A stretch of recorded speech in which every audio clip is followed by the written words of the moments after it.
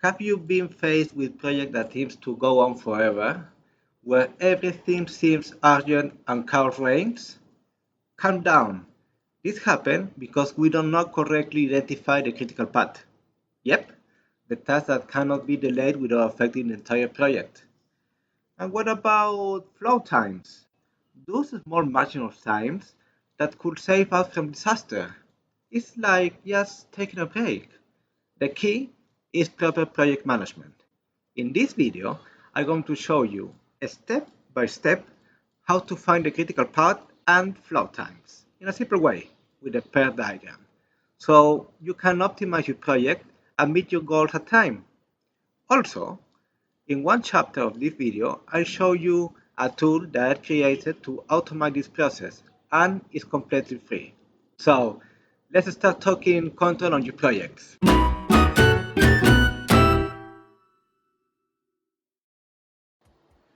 PERT diagram. Program evaluation and review technique. This is a PERT diagram. It's the first example that we will do now, and I'm going to show you how it works. The PERT diagram is part of the CPM, critical path method. So you can find the critical path and the flow times also. Exercise. We are going to start with an exercise to make it easier. I put the exercise in different dots. So let's get started. A new project will be made. Defining the project takes 2 days. This is the first task. The second task. Information is then collected for the project, 3 days. The third task. Then the third and the fourth at the same time. Then 2 tasks are done in parallel. Information is analyzed 4 days and prototype is designed 5 days. And at the end, table. We are going to start with a simple table. First, defining the project takes 2 days. The item, with the A, B, C, D, etc. Activity name, defining the project, so project definition. Predecessor, the first activity never has a predecessor, only the first one. And all the activities should finish in only one activity. Duration, 2 days. Okay. Second activity. Collect information. 3 days. Predecessor, A. Because we start this after the activity A has been finished. Now 2 activities in parallels. Analyze information and prototype design. The predecessor, the activity B, collect information. 4 and 5 days. After the activity C and D have been done, prototype validation, predecessor C and D. And this is the final table of all these activities I have been shown you. From activity A to activity K. Predecessors, everything finished in only one activity, the activity K, and durations. So we are going to put the table like this to make it easier. Note that I just changed the activity B for 1 day to make the exercise a little bit dynamic and show you how the times work. Now we are going to see the nodes. The nodes are these circles. They are not activities, they are only points in the diagram. I'm going to show you this later. The node has 3 parts. First, the node number at the top.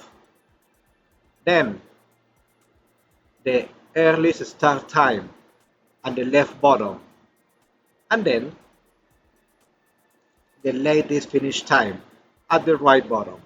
I'm going to show you step by step how to put everything in the node and how to make the nodes.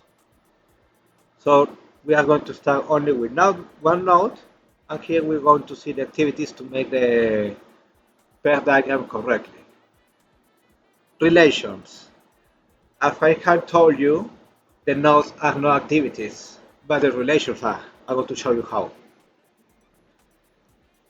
First, we have here activity A, 2 days.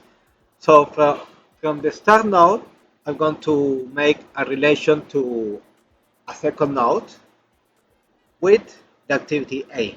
A, 2 days. This is start from the start node, and here finish activity A in this new node that I just created.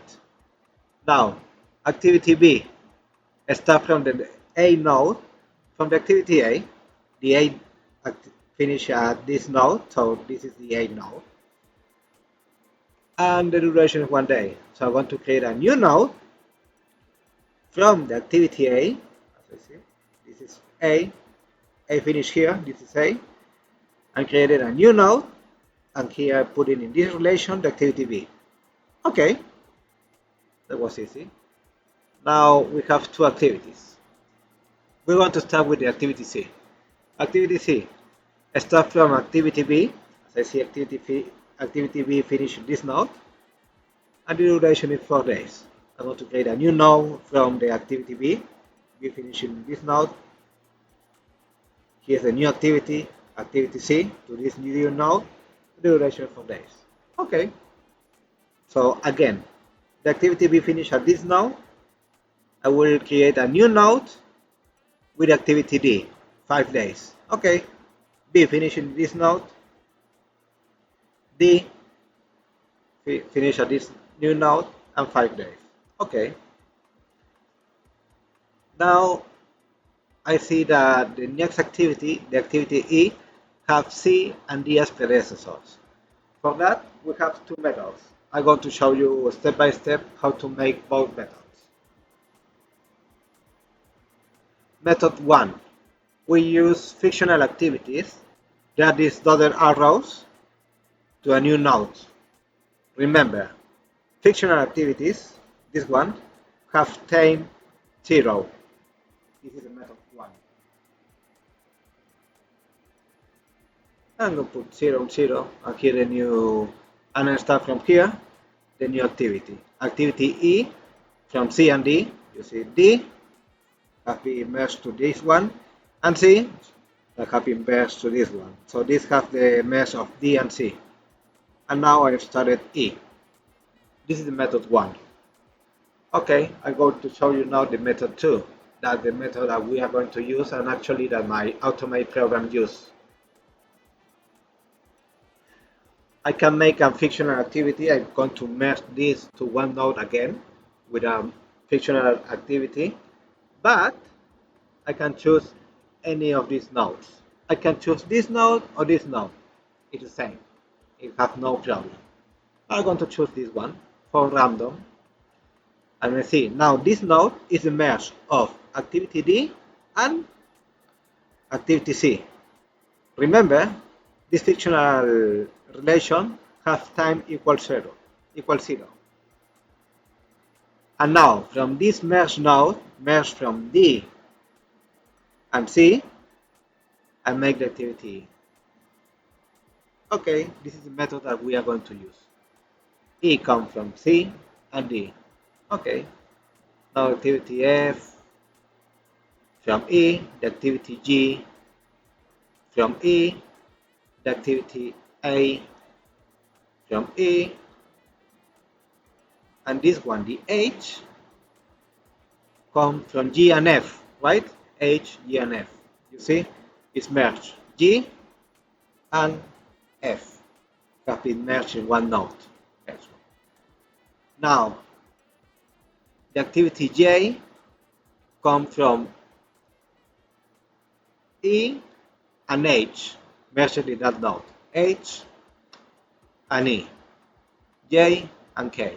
Okay. Now we are going to see the node number. The node number is the one that is on top here, as far as you remember. The node number is the one that is on the top of the node, if you remember well. So we're going to see. We start with the node number 0, the first node that I've been made. And now it's sequential. You can choose any number in sequential. So 0, 1, 2, 3, 4, 5, 6, 7, 8, 9, 10, 11. It has no direct relation with the activities, but it's okay to have a map of where you are. which node are you referring, and will help you later. Now we are going to see the earliest start time.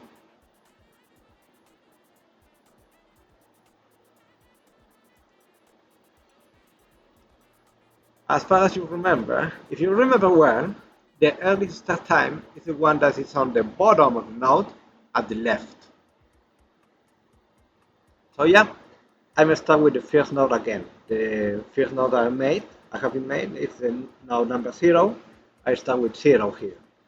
Okay, now how I calculate in every node that I need to use it. Okay, I need to sum, for example, 0 plus 2, that is activity A, 2, that was easy, 2 plus 1, that's activity B, 3, okay, 3 plus 4, 7, and now here comes the magic. You see that this node has 2 enter points. I need to put the enter points in every arrow. For example, 3 plus 5, 8. I put it here. 7 plus 0, remember that the fictional node is 0, 7. And now the earliest start time is the maximum of the predecessors. For example, I have here 8 and 7. The 8 is the maximum, so I'm going to use 8. Yeah, that's all. 8 plus 2, 10. 10 plus 4, 40. And now I'm C again. 10 plus 5, 15. And 14 plus 0, 14. I'm going to put it this. Remember, 10 plus 5, 15. 14 plus 0, fictional relation have 0, 14. I'm going to use the maximum, 15. Okay, 10 plus 6, 16. Again, 16 plus 0, 16. Remember fictional activity, 0. 16 plus 0, 16. And 15 plus 2, 17. Okay, so I have here 15 plus 2, 17. And 16 plus 0, 16. 17 is measured to 16, so I'm going to use 17. And 17 plus 4, 21, and 21 plus 2, 23. Okay, this has been the earliest start time. Now we are going to calculate the latest finish time. If you remember well, in the node we have 3 parts. The node number at the top, the earliest start time at the left bottom, and the latest start time that we are going to see now at the right bottom. How to calculate? We're going to see this now. Now I'm going to start from the last bottom. Now I'm going to start from the last node. I'm going to copy the same number that is finished. 23, 23. We start with the same number here. And now I'm going to go in backward. And now I'm going backwards, just resting the numbers. 23, 23 minus 2, 21. Okay. 21 minus 4, 17. Okay. Oh, here's the duplication. Let's see this. 17 minus 0, 17. Okay. 17 minus 2, 15. 15 minus 0, 15. And now I'm seeing here 3 nodes. I'm going to start from here. 17 minus 6, 11. I put the number here outside. 17 minus 6. The latest finished task minus the time of the activity. Okay, now here 15 minus 5, 10. The 10 is here outside. Okay, here is another 15 minus 4, 11. Okay, now I see the three numbers of the input. There have been three inputs. Now we're going to use the minimal number. Choosing the minimal number, 11, 12, 11, the minimum is 10. Okay, here's 10. That was easier. 10 minus 2, 8. Oh, here we go again. 8 minus 0, 8. And now here I see two options here. 8 minus 5, 3. And 8 minus 4, 4. I'm going to use the minimum. The minimum is here 3. So number 3. And again, 3 minus 1,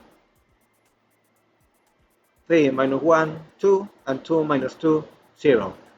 Remember, one way to check that your PERT diagram is correctly made is the first node. The first node is the number 0, and every time here is 0.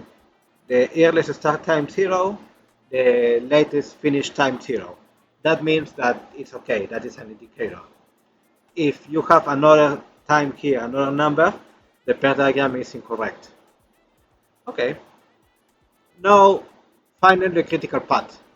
The critical path are these tasks that cannot be any delay, because if you have a delay in this task, the final time of your project will be delayed also. I see here in the notes the earliest start time and the latest finish time. If these two times are the same, this is a critical path. So I'm going to put them in red. Yep, you see, 0, 0. Okay, 2 equal 2, 3 equal 3. 7 is now equal 8, so this is not critical. 8 equal 8. This is a critical path until the end. 16 is now equal 17. This is not critical. We have a slack or float time here. I want to show this later. 14 is now the same as 15. This is not critical. We can have more than one critical path? Yes. But the critical activities now are A, B, D, this now, A, G, this now, and this now, G, H, I should put here the J, and K. These are the critical activities. Now float times. The float times are the amount of time that an activity can be delayed without affecting the overall project completion time. I'm going to show you the different float times. We're going to start with the main one, the total slack. The total slack is the latest finish time of the final node minus the earliest start time of the start node plus activity. This is the project. The total slack is the maximum amount of time that an activity can be delayed without delaying the entire project. Remember, if this total slack is equal 0, this is a critical path. So here I see this is a critical path, have no slacks, have no total slacks, is equal 0, 0, 0, so I don't touch it. But here, for example, 17 minus 10 plus 6, total slack is 1. 15 minus 4 plus 10, so 15 minus 14 is 1 day slack. And 8 minus 4 plus 3, So 8 minus 7 is total slack equal 1. What does it mean? In these activities, like the total slack is 1 in each one, it could be different in every one. You can have a delay, or you can start 1 day after the schedule, and that won't be affect the final project time. You are going to meet your goal on time. You have here 1 day of total slack, and that won't be affect the total project. You can have a delay of 1 day in these activities. Okay, here are the other slacks. I show you the total slack already. Here, the free slack.